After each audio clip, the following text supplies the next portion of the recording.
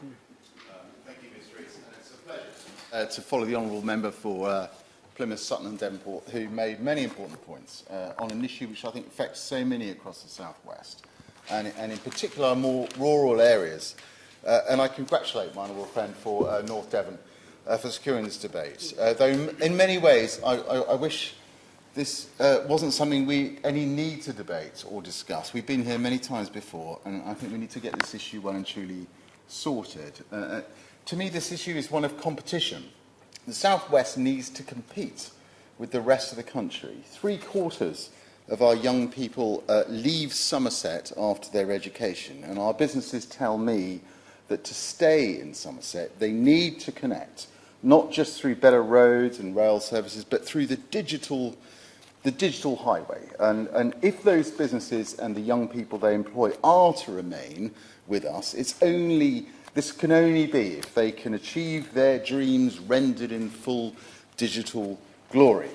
If you allow me to digress, looking across Somerset, you'll see dozens of little hills, mounds bulging out of the earth, dotted around. And I'm sure members will know that these beacon mounds gave Norman Britain a natural early warning system. You know, when a threat was seen, they'd light a fire on top of the nearest beacon and broadcast their concerns across the county in minutes. People would stop their wattling and daubing and grab a pitchfork and they'd be battle ready in moments. And you'd think that, 1,000 years later, you'd think that communications would have improved.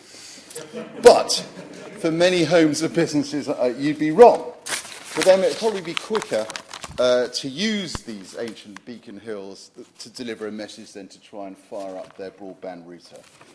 So with endless faults and starts, an ever-changing roll call of companies involved, rolling out ultra-fast broadband across Somerset has achieved much, but there are still many pockets of resistance. Many areas across my constituency literally lag far behind. And now I know a lot of work's been done.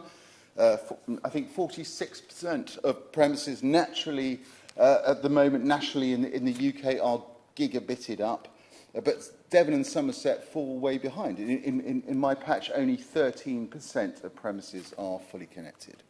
In fact, in my constituency, Curry Rivals, Sparkford and Langport fall into the worst 10% of areas for download speed and connectivity. They literally do, as I say, lag far behind. And I see this frustration in my inbox every day. And also the pandemic has highlighted the sort of huge productivity gap between urban and rural areas that we've heard about. With ever more people working from home, digital connectivity is like, or should be, like water or electricity. It's an essential utility that we need. Ms. Rees, I would be happy, yeah, absolutely. I thank my honourable friend for giving way.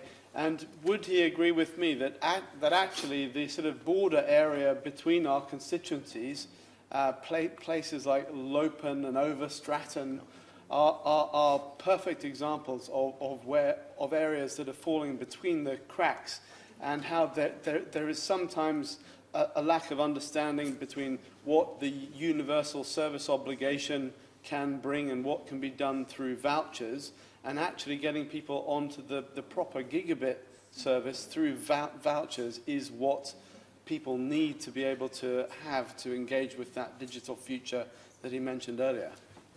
My honourable friend is exactly right, and I think that I think people are very confused about the voucher system. We continue to lag behind in terms of developing these schemes, and there are a great many small and medium-sized businesses in those areas that really do drive the economy, and our entrepreneurial zeal needs to be fully unleashed. And I know that connecting Devon and Somerset, they have achieved a great deal. We have more premises connected than any other English programme. Coverage is now 90%, and more than 300,000 homes and businesses do have decent broadband, but there's still a great deal more to be done. And as I say, it's rural communities that suffer from a productivity gap with urban areas, and the answer lies in technology and infrastructure.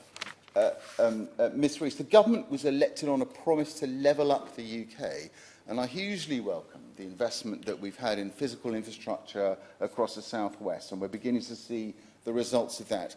We are starting to bridge that physical divide, but our counties still have vast economic potential, and it's bridging the digital divide that will really unlock that. Now, the problem is that every day that divide grows, and we lag further and further behind, which means it's harder and harder to catch up. So I say to the Minister that our entrepreneurial zeal needs to be fully unleashed, and digital connectivity is the fibrous ligament that binds us together and is the springboard to the future. Like our Norman Beacon Hills linking villages across the West Country, these ligaments strengthen our businesses, our communities and ourselves, and will allow us to react and respond to the needs of tomorrow. So let's grab that opportunity.